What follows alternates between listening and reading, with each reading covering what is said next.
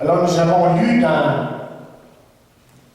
Marc 14, et à partir du verset 10, ceux qui sont en train d'écouter sur la vidéo, qui sachent où on est, Marc 14, verset 10 jusqu'au verset 21, et ce matin, ce que nous allons faire tout simplement, c'est de continuer cette série sur la passion du Christ. Vous allez vous rappeler que dimanche était une journée de célébration, que lundi de cette semaine était une journée remplie d'émotions, que mardi était une journée de questions. Et mercredi est une journée différente parce qu'il est considéré, parce que cette journée est considérée comme une journée de transition. Et n'oublions pas que les événements se succèdent, un après l'autre très vite, et surtout dans Marc. Vous savez, la Bible nous dit à maintes reprises que Jésus se trouvait seul sur la montagne. C'était pour lui une habitude de s'éloigner de la foule à un certain moment et d'être seul pour prier, pour avoir une vraie communion avec son Père. Vous admettrez que les choses dans la vie vont très vite à certains moments, n'est-ce pas? Et je pense que pour débuter ce message, c'est que mercredi nous enseigne qu'il est important justement pour vous et moi de s'arrêter, de simplement réfléchir, méditer et prier. Justement, il y a un journaliste du New York Times qui a décidé un jour d'écrire la biographie de David Livingstone, un grand missionnaire. Et pour le faire, il décida d'aller en Afrique pour participer à un safari. Arrivé en Afrique, il partit avec les indigènes. Un beau matin, après quelques jours, les indigènes décidèrent, eux, qu'ils ne bougeraient plus. Le journaliste demanda à son guide ce qui arrivait et de dire au guide, eh bien, vous voyez, il y a une superstition parmi ces gens qui dit qu'il faut permettre l'âme de rejoindre le corps. Je pense, chers amis, que nous pourrions apprendre quelque chose de ces indigènes, n'est-ce pas? Si aujourd'hui vous sentez, par exemple, que vous êtes au bout de vous-même, que vous êtes déprimé plus que d'habitude, que vous avez cette tendance à fuir les gens, ou tout simplement que vous sentez un vide spirituel, c'est peut-être parce que vous avez besoin justement de permettre à votre âme de rattraper votre corps. Peut-être dans ce sens-là que Paul a dit ceci un jour. Il a dit qu'il vous donne, en Éphésiens 3, selon la richesse de sa grâce, d'être puissamment fortifié par son esprit dans l'homme intérieur et connaître l'amour de Christ qui surpasse toute connaissance, en sorte que vous soyez remplis jusqu'à la plénitude, toute la plénitude de Dieu. Écoutez, si Jésus, évidemment, prenait le temps de s'arrêter, de se reposer, de vraiment chercher la face de son Père, si Jésus avait besoin de ça, combien à plus forte raison que nous avons besoin de nous arrêter, de nous éloigner du bruit de ce monde et de laisser Dieu vraiment nous parler. Le repos, lui, est bénéfique et pour reprendre évidemment ses forces physiques et les forces spirituelles. Nous en avons tous besoin. Ce qu'on a besoin, là, vraiment, c'est un temps avec Dieu, pour Dieu et pour nous-mêmes. Passons maintenant à jeudi. Si dimanche a été une célébration, si lundi a été une journée de questions, de réponses, et mercredi, une journée de communion avec le Père, alors jeudi, vous voyez, elle allait être une journée de communion avec ses disciples. Et je veux que vous suiviez le déroulement de cette journée avec moi. D'abord, nous voyons, d'après ce que nous avons lu au verset 10 et 11 de notre texte, là, que Judas est allé auprès des principaux sacrificateurs pour livrer Jésus. Judas, d'après les évangiles, a littéralement négocié la tête de Jésus. Puis Marc nous dit au verset 11, et Judas cherchait une occasion favorable pour le livrer. On le sait. Les Juifs, eux, avaient décidé maintenant qu'ils allaient enfin tuer Jésus. Et ce qui suit après dans ce texte ici, c'est l'équivalent d'une intrigue de la CIA. Il a fallu en quelque sorte, vous voyez, que Jésus planifie secrètement lui-même sa dernière rencontre avec ses disciples. Vous voyez, Jésus voulait avoir cette rencontre pour prendre avec eux la Pâque. Et ça allait être évidemment son dernier repas avec eux. Mais un repas qui ne parlerait pas de la délivrance des Juifs de l'Égypte, comme c'était la coutume pour les Juifs à ce temps-là, mais de son grand sacrifice sur la croix. Mes chers amis, moi je pense qu'il y avait une autre raison ici pour ce dernier repas. Je pense aussi que Jésus voulait donner à Judas une dernière chance pour se repentir. Ce que vous devez comprendre, ce qu'on doit comprendre en commençant ici, c'est que Jésus, évidemment, savait. Il savait que Judas allait le trahir. Ce qui est étonnant, c'est de voir que les autres ne l'ont pas vu. Ils ne l'ont pas vu venir du tout. Ce qui ressort de ceci, c'est ce que vous cachez aux hommes. Ce que vous cachez aux hommes, Dieu, évidemment, le sait. Et Jésus, dans notre passage, ici, avait en quelque sorte une stratégie pour déjouer les plans de l'ennemi. Parce que vous voyez, Jésus ne permettrait pas à un pécheur, il ne permettrait pas à un traître comme Judas d'usurper le programme de Dieu. Et Jésus tenait absolument à passer une dernière soirée avec ses disciples. Oui, Jésus savait évidemment ce qu'il attendait. Mais jamais est-ce qu'il permettrait à quelqu'un de bousculer les choses sans sa permission. Et les événements, voyez, auraient lieu selon le plan de Dieu. Et c'est pour ça que Jésus a dit, entre autres, je l'ai souvent cité, parlant de sa vie, il dit, personne ne me l'a. C'est moi qui la donne. Je la donne, il dit, je la donne de moi-même. Mais voyons comment ce plan s'est développé. D'abord, Jésus envoie 2 de ses disciples conclure les arrangements. Et puisque c'était le désir des principaux sacrificateurs d'arrêter Jésus le plus tôt possible, on était rendu là. Le plus tôt possible, et de faire sans grand fracas, la chambre haute aurait été le lieu idéal pour le faire. Mais Jésus, lui, avait d'autres plans. Et le texte nous dit qu'il y avait cet homme qui avait une cruche. D'abord, ce que vous devez savoir, c'est que ce n'était pas habituel, ça. Ce n'était pas dans les habitudes de ce temps-là, vous voyez. Dans ce temps-là, vous voyez. C'était normalement les femmes qui faisaient ce travail. Mais c'était, vous voyez, un indice que les Juifs, pas les Juifs, les disciples devaient suivre.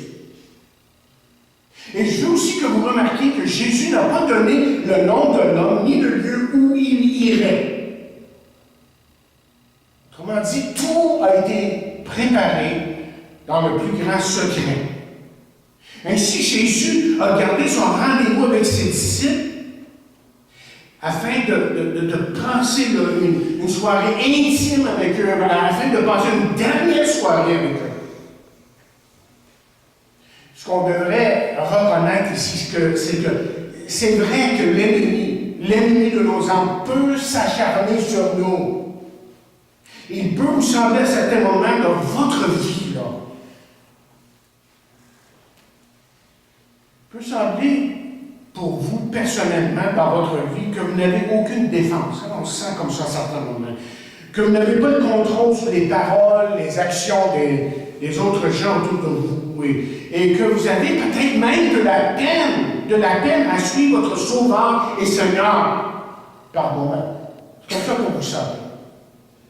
Mais heureusement que la parole de Dieu nous certifie, nous donne des promesses. Et l'une des promesses dans la parole de Dieu se trouve dans 1 Corinthiens, 10e chapitre, verset 13, qui nous dit « Aucune tentation ne vous est survenue qui n'a été humaine. Et Dieu qui est fidèle ne permettra pas que vous soyez tentés au-delà de vos forces. mais avec la tentation, il prépara aussi le moyen d'en sortir afin que vous puissiez la supporter. Venons-en maintenant au repas lui-même. On est rendu là. Tous les disciples sont autour de la table. Judas est aussi présent et assis près de Jésus. Ce que Judas ne sait pas, c'est que Jésus sait tout, mais absolument tout. Et parce qu'il sait tout, Jésus va faire 3 choses importantes ici. 3 choses pour le faire réfléchir. Et pour l'emmener, si possible, à la repentance.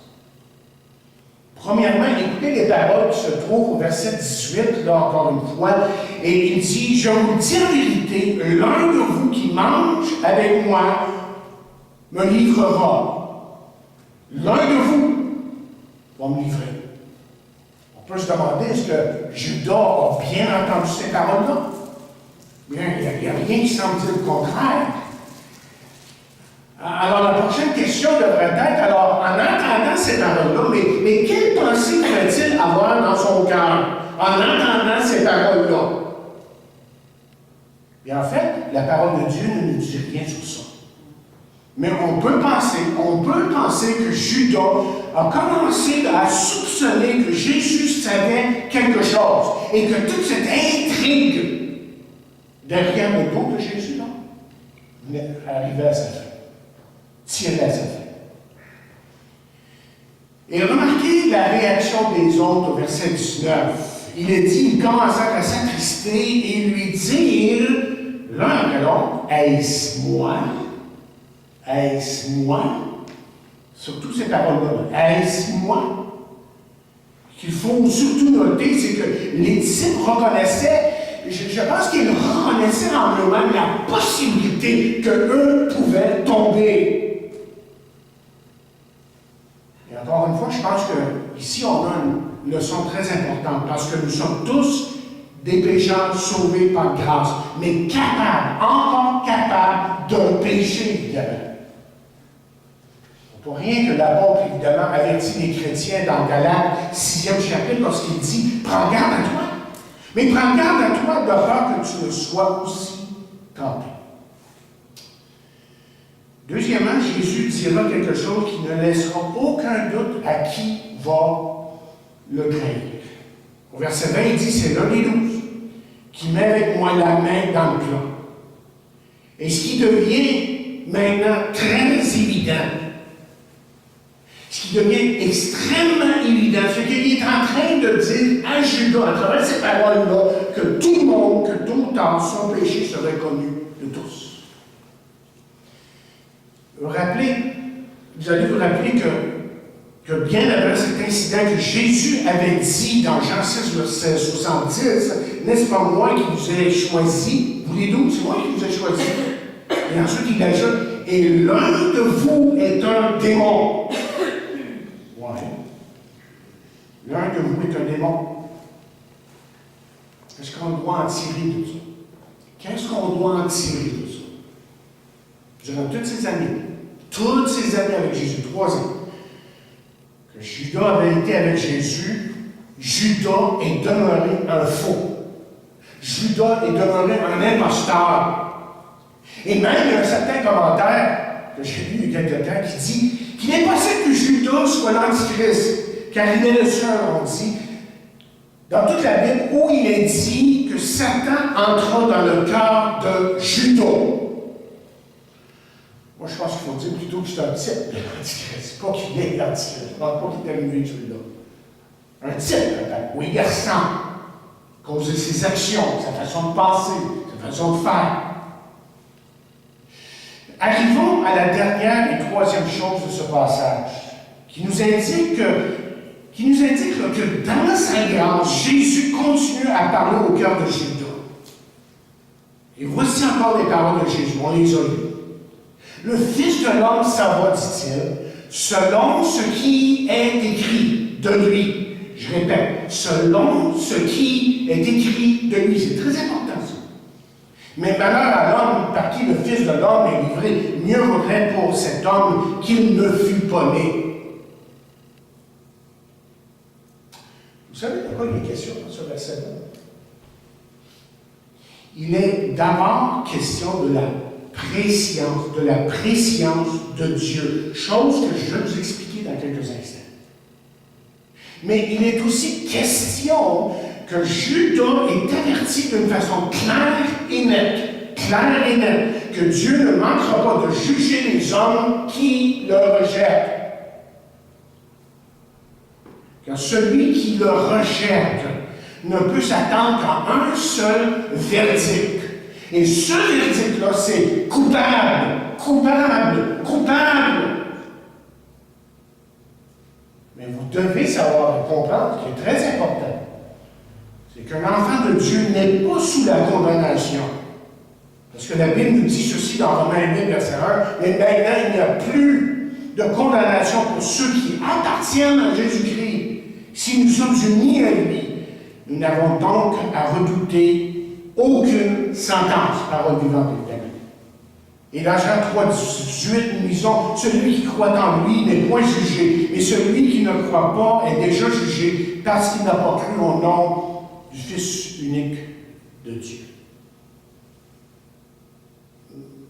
Ce qu'il faut voir ici, c'est que celui qui sera jugé, qui sera condamné au grand trône blanc, il y a plusieurs jugements dans l'Apocalypse, mais le grand trône blanc, là, la question qui se posera à ce moment-là, à celui qui se présentera là, c'est quand tu fais de Jésus, quand tu fais de la personne de Jésus-Christ, qu'est-ce que tu as fait de l'œuvre de Jésus-Christ?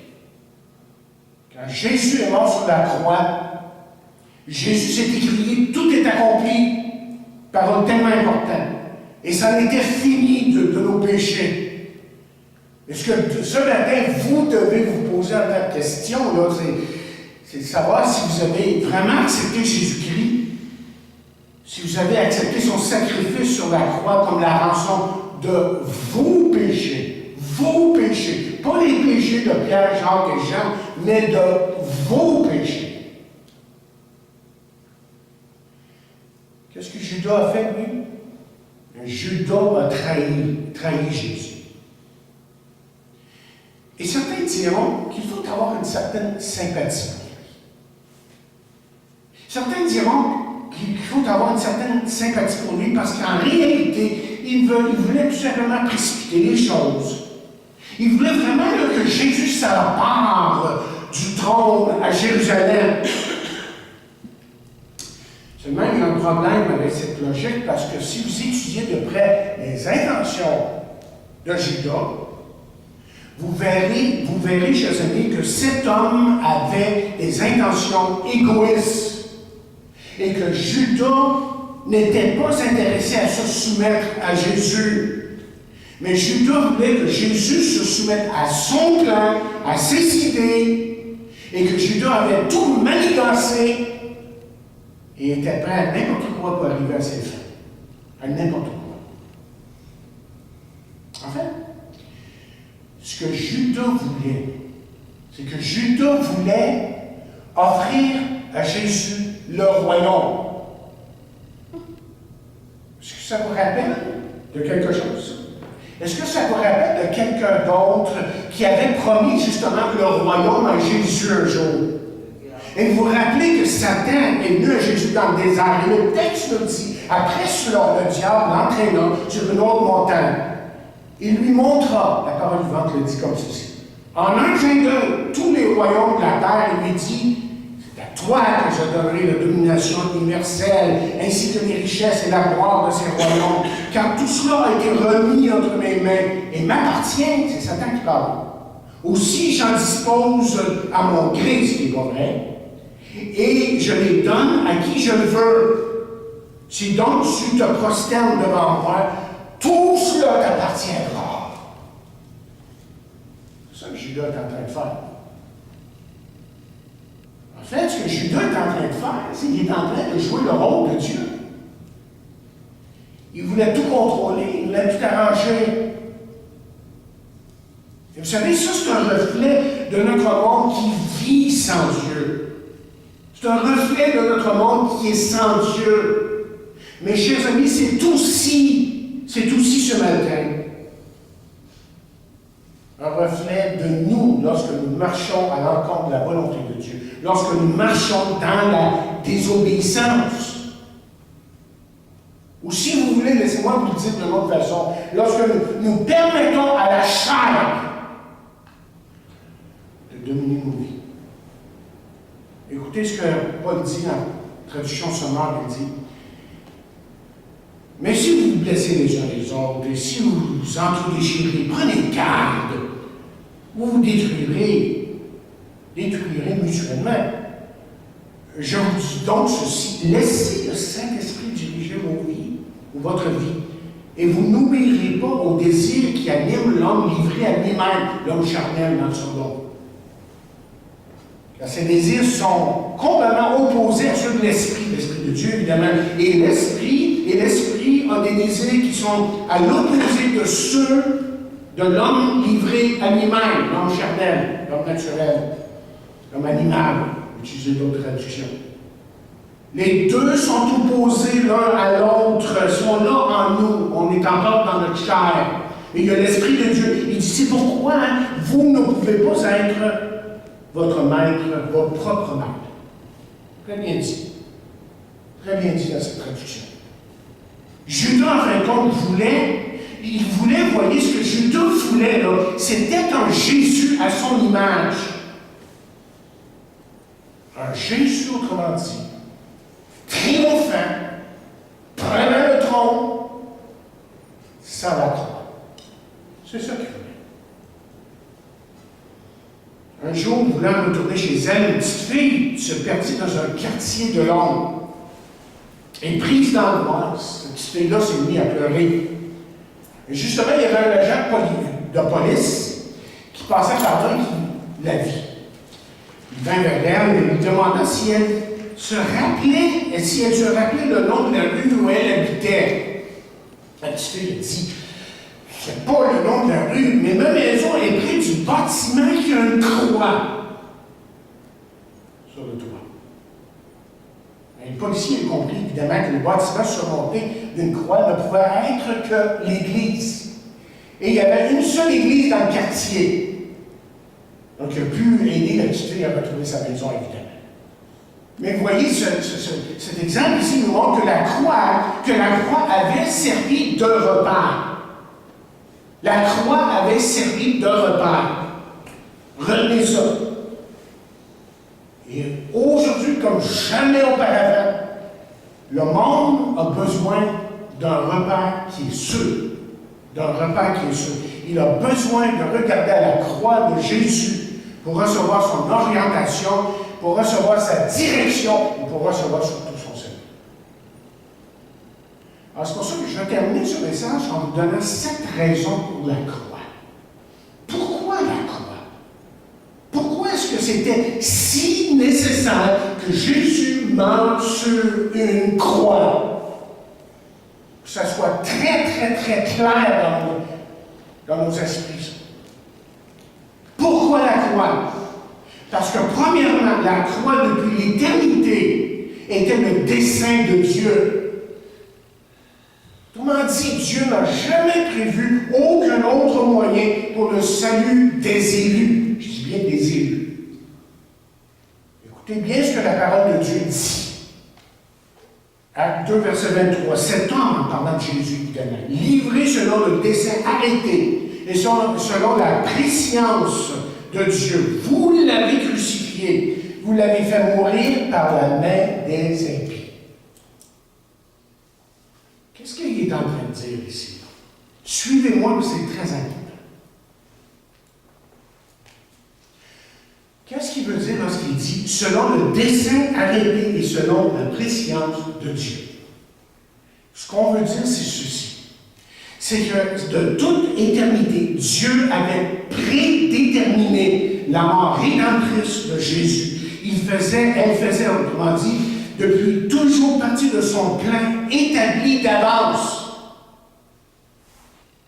Autrement dit, si je peux essayer de le mettre dans des termes extrêmement simples, Dieu, lui, vous voyez, n'a pas paniqué un jour pour décider que son fils devait mourir sur une croix. Il n'a pas paniqué quand il a vu l'homme péché. Oh, qu'est-ce qu'on va faire? Il faut que j'envoie mon fils sur la croix. Mourir sur la croix. Non, parce que vous voyez, avant que quoi que ce soit, Dieu avait décidé. Et vous savez quoi? Je ne suis pas sûr que je comprends ça. Je ne suis pas sûr que je sais ce que ça veut dire. Mais seulement je l'accepte parce que c'est là dans la parole de Dieu.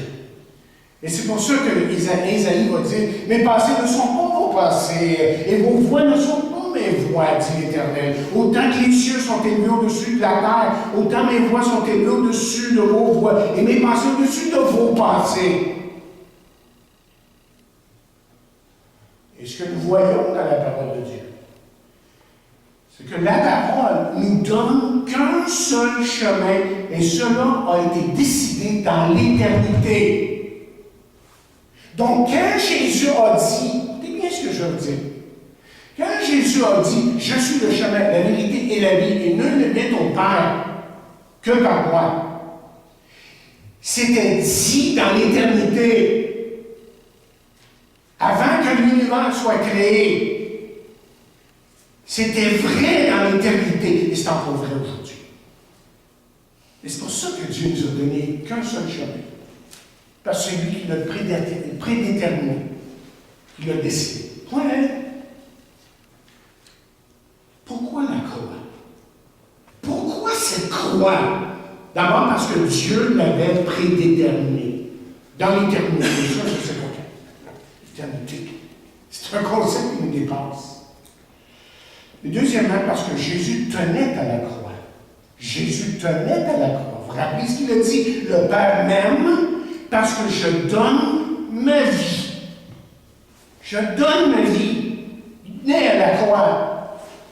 Et là, Paul va dire dans Galates 6, verset 14, pour ce qui me concerne, loin de moi la pensée de me glorifier d'autre chose que de la croix de notre Seigneur Jésus-Christ. De la croix de notre Seigneur Jésus-Christ. Autrement dit, personne d'autre n'aurait pu mourir sur cette croix. Personne d'autre n'aurait pu mourir sur la croix pour nos péchés. C'était sa croix. Et c'est notre croix lorsque nous venons à Jésus-Christ. Lorsque nous le recevons comme Sauveur et Seigneur. Ça, c'est la deuxième raison. Parce que Jésus naît la croix. C'était sa croix. Mais troisièmement, pourquoi la croix? Mais cette croix-ci. Parce que la croix est la puissance de Dieu. 1er Corinthiens, vous connaissez bien ce verset, donc je vais vous lire dans la parole vivante. Parce qu'on lit ce rond tellement souvent que là, ça nous passe par-dessus la tête, on ne reconnaît pas toute l'ampleur des paroles à certains moments. Puis parole vivante fait ressortir des fois la teneur, la puissance de ces paroles. Lorsqu'il dit, certes, cette histoire de croix paraît absurde à ceux qui courent à leur perte. Il taxe de pure folie la doctrine d'un Christ crucifié. Ouais, on n'a pas de sens. Niaiseux, ça. Il faut. Ça n'a pas de sens, c'est pas de logique. C'est vrai. Il dit, mais pour nous qui marchons dans la voie du salut, nous l'expérimentons comme la puissance même de Dieu. La croix change des vies. Libération, délivrance et pardon sont les mots d'ordre de la croix. Et c'est pour ça que Jésus pouvait dire ceci, avant même d'être sur la croix. Il a dit, si donc le Fils vous affranchit, vous serez réellement ou véritablement libre. Libre du péché. Pourquoi la croix? Pourquoi cette croix? Parce que quatrièmement, la croix est source de salut, de grâce. Salut aussi, évidemment. Mais je vais mettre l'emphase sur la grâce. La grâce ici. Le larron sur la croix, vous allez vous rappeler, a dit à Jésus, seulement quelques heures avant de mourir, souviens-toi de moi quand tu viendras dans ton règne. Et Jésus te répond ces fameuses paroles, je te le dis en vérité, aujourd'hui même, tu seras avec moi dans le paradis. Cet homme, évidemment, ne méritait absolument rien. C'est vrai. Mais C'est pour ça que Paul dira, car c'est par la grâce que vous êtes sauvés par le moyen de la foi, et cela, le salut, autrement dit, ne vient pas de vous. C'est un don de Dieu. Vous ne pouvez rien faire. Ce n'est point par les œuvres afin que personne ne se glorifie. Mais j'aime ce que Paul dit dans Romains 11e chapitre, verset 6, juste pour nous éclairer un peu plus là, sur la question de la grâce. Quand il dit, Romains 11, verset 6, si donc cela provient de la grâce, en parlant du salut, okay, les hommes ne jouent plus de rôle. Car si nos mérites avaient quelques poids, ça comptait pour quelque chose. Parler de la grâce serait un non-sens. Romains 11, 6. Là, c'est dit un peu différemment, mais ça nous aide à comprendre que oui, c'est par pure grâce que vous et moi nous soyons venus à Jésus.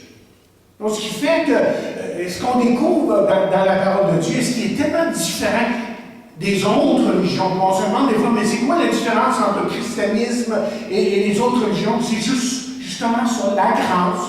Et Dieu ne nous demande pas de parfaire notre chemin pour aller au ciel, de se préparer d'avance. Dans le sens que nous, on fait quelque chose. Tout simplement d'accepter gratuitement ce qu'il nous donne.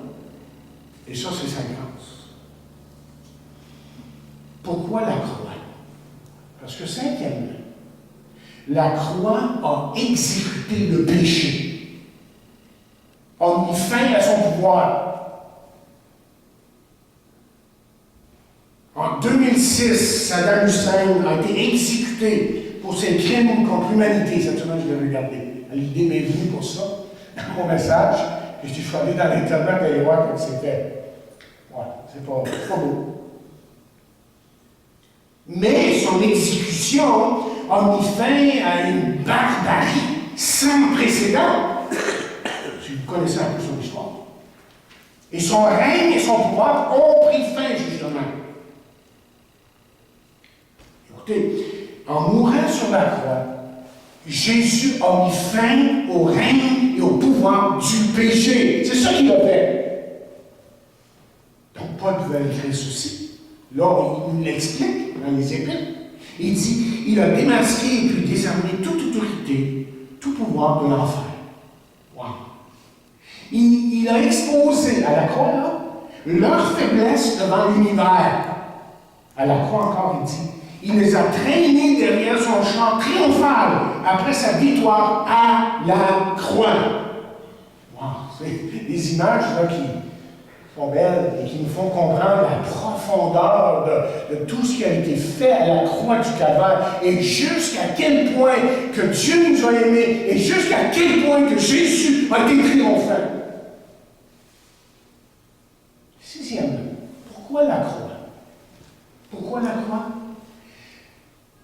Parce que la croix est la garantie que Jésus va revenir chercher son Église et qu'il va en fin de compte mettre une fin à la méchanceté et au règne de Satan. Ça suit le point numéro 5. Et dans l'Apocalypse, 20e chapitre, verset 10, nous lisons, « Et le diable qui les séduisait fut jeté dans les temps de feu et de soufre, où sont la bête et les faux prophètes, et ils seront tourmentés jour et nuit au siècle des siècles. » Wow. L'image n'est pas belle. Mais elle est là. Et Jésus a dit, je m'en vais. Mais je reviendrai auprès de vous. Viens nous chercher, c'est ça qu'il est en train de dire. Pourquoi la croix? Dernier. Pourquoi la croix? Parce que la croix, chers amis, quand vous comprenez votre Bible, que vous laissez le Saint-Esprit vous éclairer sur le sujet, mais la croix, c'est le dernier mot de Dieu. C'est le dernier mot de Dieu. Écoutez Paul, lorsqu'il dit ceci dans 1 Corinthiens, 1er chapitre, il dit, les Juifs demandent des miracles. Ah, les autres, ils veulent que tu fasses des miracles. Ouais, on va croire. Pas vrai. Ils en ont vu en masse, ils ont remarqué. Même chose aujourd'hui. Les Grecs, il dit, eux, dans 1 Corinthiens 1, 22, 23, il dit, eux, ils cherchent la sagesse. Ouais, intelligence, philosophie, on va comprendre les choses, on va réussir à se modeler certaines philosophies qui vont nous mener à la paix mondiale, au ciel, si on pouvait. Les Grecs cherchent la sagesse, mais il dit nous, tout ce qu'on va faire, nous prêchons Christ crucifié. Scandale pour les Juifs. Et moi, je vais ajouter pure folie pour les païens. Le mot pur n'est pas là, mais ça sous-entend que pour eux, c'est pure folie. Là, ça n'a pas de sens. Voyons donc. Et c'est un message beaucoup trop simple, ça n'a aucun sens qu'un Dieu puisse faire ça. Il faut sûrement faire quelque chose et en arriver à quelque chose de nous-mêmes. L'homme naturel, c'est comme ça qu'il rentre. Il faut qu'il arrive à quelque chose de lui-même. Et Dieu dit non, pas une affaire. Tu as juste à te soumettre à la grâce que je t'ai. Je termine avec ce propos. Judas ne s'est jamais vraiment repenti. Vous le savez ça. Oh, il y a eu certains regrets, Jean. Il n'y a aucun de tout ça. Et la Bible nous dit justement qu'il y a deux sortes de repentance. Celle, évidemment, qui est pleine de regrets et qui mène, dit la Bible, à la perdition. Et celle qui se tourne vers Dieu pour être sauvée. C'est pour ça que Paul dit ceci. En effet, la tristesse conforme au dessein de Dieu. Si elle est portée comme Dieu le désire, produit un changement d'attitude. Changement d'attitude. La vraie repentance apporte avec lui un changement d'attitude qui conduit au salut et que personne n'a encore eu à regretter. Et on dit, la tristesse selon le monde mène au désespoir et à la mort. Wow. C'est grave ce qu'il dit. C'est profond. C'est là qu'on commence à comprendre ce qui se passe dans le cœur des hommes, lorsque l'homme surtout refuse de venir à Jésus-Christ. C'est un désespoir total qui s'empare de son âme. La vraie repentance, c'est de changer de direction. Et vous savez, la chose qui a le plus dérangé Jésus face aux pharisiens et les autres religieux sont rappelés. La chose qui l'a dérangé le plus, là, c'était leur hypocrisie. Il y a une chose que Jésus a haï. Brûle pour point, c'était de les voir devant lui et être des vrais hypocrites. Et en terminant, je me demande, qu'est-ce qui marque votre vie? Pas à mes yeux. Non, sauf que moi, je ne connais pas l'intérieur de le cœur, je ne connais rien de ça, moi. Je ne peux pas voir ce qui se passe en vous. Mais Dieu voit votre cœur. Mais écoutez, la bonne nouvelle pour chacun de nous aujourd'hui, c'est que si vous êtes son enfant, c'est véritablement Christ est votre sauveur. La Bible dit, elle, que Dieu vous aime d'un amour éternel et que si vous vous êtes éloigné de lui, que vous pouvez revenir à lui. Et ça, c'est toujours la marque d'un vrai enfant de Dieu. Il va toujours revenir. Il va toujours revenir au Seigneur. C'est pour ça que Jésus peut dire ceci. Dans l'Apocalypse, 3e chapitre, là, il ne parle pas à des inconvertis ici. On utilise ça souvent dans des réunions d'évangélisation, puis c'est correct, on peut faire une application.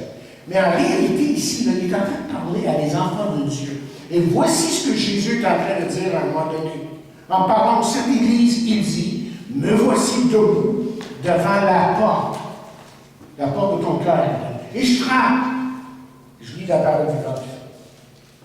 Si quelqu'un, dit-il, est sensible à mon appel, et s'il ouvre la porte, et voici ce qui va arriver. Voici ce qui va arriver entre lui et moi. J'entrerai chez lui, et nous dînerons en tête à tête. Hein? Moi près de lui, et lui près de moi. Ce qu'il veut, c'est une intimité. Ce qu'il veut, c'est une communion, une vraie communion. Ce qu'il veut, c'est que son amour soit vraiment vrai dans nos vies, que nous nous communiquions aux autres, parce que Jésus est vraiment notre sauveur et Seigneur. Que Dieu nous aide. Le titre de ce message, c'est un appel à la repentance. Vous savez, la repentance, ce n'est pas juste pour un inconverti. Parfois, un chrétien doit se repentir. Parfois, un chrétien doit revenir à Dieu et vraiment, sincèrement, s'en remettre à Dieu. Et Dieu, comme nous avons lu au début de cette réunion, dans le psaume 7, lui demeure fidèle. Et heureusement que lui demeure fidèle. Prions. Seigneur, merci pour ta parole et que ce matin, que ceux qui ont écouté cette parole puissent venir à toi, revenir à toi pour certains et apprendre à t'aimer, mais apprendre à laisser ton amour et ta grâce remplir leur vie. Et nous te prions ça dans le nom de Jésus, Père.